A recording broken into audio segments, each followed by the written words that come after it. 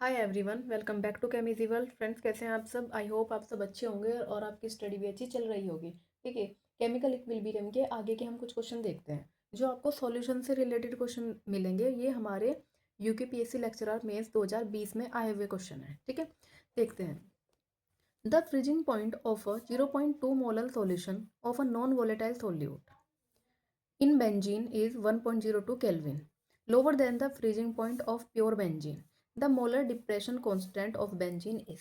देखिए आपको क्या कहा है कि फ्रीजिंग पॉइंट गिवन है आपको नॉन वॉलेटाइल सॉल्यूट का 1.02 केल्विन, और आपको कितने मोलरिटी गिवन है? 0.2 मोलर सॉल्यूशन है, मोलर सॉल्यूशन है। ये क्या निकालना है? मोलर डिप्रेशन कांस्टेंट आपको फाइंड करना है। देखिए, आपने एक चीज़ पढ़ी होगी कि ये किसके इक्वल होता है फ्रीजिंग पॉइंट, या फिर डेल्टा टी एफ से हम इसको लिखते हैं फ्रीजिंग पॉइंट। डायरेक्टली प्रोपोर्शनल होता है मोलैलिटी के। ठीक है, जब हम प्रोपोर्शनल हटाते हैं तो कांस्टेंट हमारा क्या लगता है? K F.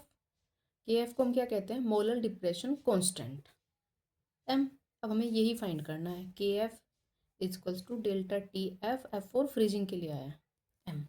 अब आपको गिवन है सारी वैल्यू। डेल्टा टी एफ कितना है?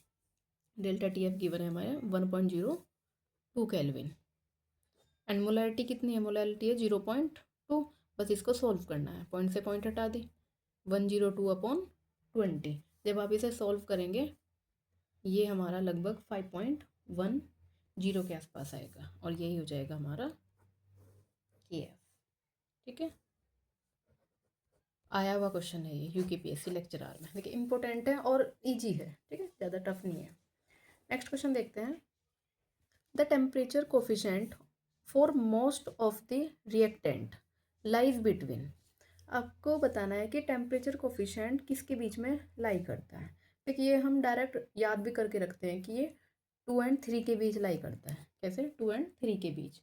अच्छा, होता क्या है कि जो हमारा रेट कांस्टेंट होता है ना, उसमें 10 डिग्री सेल्सियस का डिफरेंस होता है। जैसे ये हमारा टेम्परेचर कोफिशेंट क्या होता है? ऐसे लिखते हैं, T plus 10 degree Celsius upon T degree Celsius.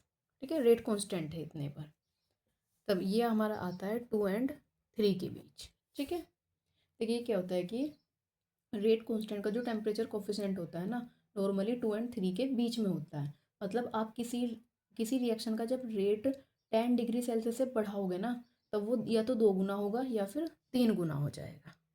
ठीक है, ऐसे कहते हैं ये 2 और 3 के बीच। इंपॉर्टेंट है, याद रखना है, डायरेक्ट ही याद रखना है। चलिए, नेक्स्ट क्वेश्चन है हमारा। ये भी यूकेपीएससी में ही आया हुआ क्वेश्चन, लास्ट टाइम पे ये 3 क्वेश्चन आए हुए हैं इसमें। The distribution coefficient of iodine between CCl4 and water is 85। देखिए, आपको कार्बन टेट्राक्लोराइड एंड वाटर के बीच जो आयोडीन का डिस्ट्रीब्यूशन कोफिशिएंट है ना, वो कितना गिवन है? 85 गिवन है। फिर क्या है? What will be the volume of carbon tetrachloride. Carbon tetrachloride का आपको वॉल्यूम बताना है for 95% extraction of iodine from 100 ml of aqueous solution. मतलब आपको 100 ml एक्वस सॉल्यूशन से आयोडीन के 95% एक्सट्रैक्शन के लिए CCl4 का कितना वॉल्यूम हमें चाहिए, आपको ये फाइंड करना है। ठीक है, अच्छा, एक फॉर्मूला होता है डिस्ट्रीब्यूशन कोफिशिएंट का। क्या फॉर्मूला होता है? Concentration of solute in organic phase upon concentration of solute in aqueous phase, मतलब C1/C2। ठीक है, डिस्ट्रीब्यूशन कोफिशिएंट की वैल्यू कितनी गिवन है? 85। अब हमारा क्या काम होगा? हमें क्या निकालना है? C1 एंड C2 फाइंड करना है।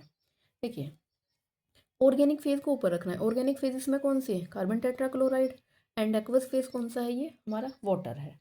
अब इन दोनों की कंसंट्रेशन निकाल के हमें डिवाइड में रख देना है।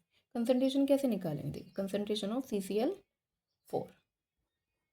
अब देखिए 0.95, क्योंकि ये परसेंटेज में कितना है? 95% है, अपॉन वॉल्यूम हमें इसका फाइंड करना है। नेक्स्ट, वाटर की। अब देखिए, वाटर कितने ml में है? 100 ml में है, और टोटल ये कितना था? 100%, यानी कि 1 है। परसेंटेज में 100 है, वैसे 100, तो 5% होगा। ये कितना हो जाएगा? परसेंटेज निकालें तो 0.05। आगे आपको ये समझ में, बस यहाँ पे रख देना है।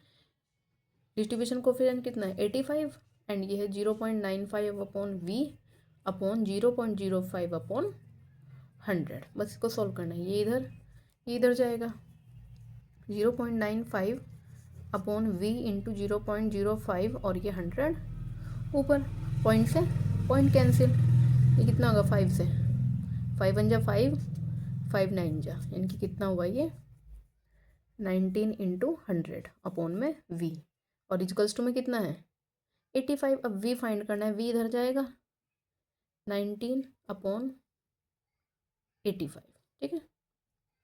ये कैलकुलेट करना है आपको।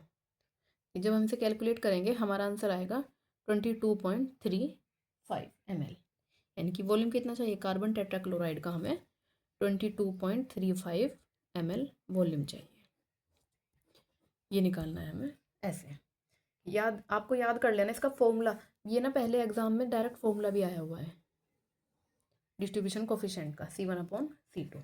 तो कंसंट्रेशन निकाली CCl4 की, एंड ये ऐसे करना है, ठीक है। आई होप आपको ये तीनों क्वेश्चन समझ आए होंगे। अगर एक बार फिर से देख लीजिएगा, अगर नहीं समझ आया होगा तो मिलते हैं नेक्स्ट वीडियो में। Thank you so much for watching.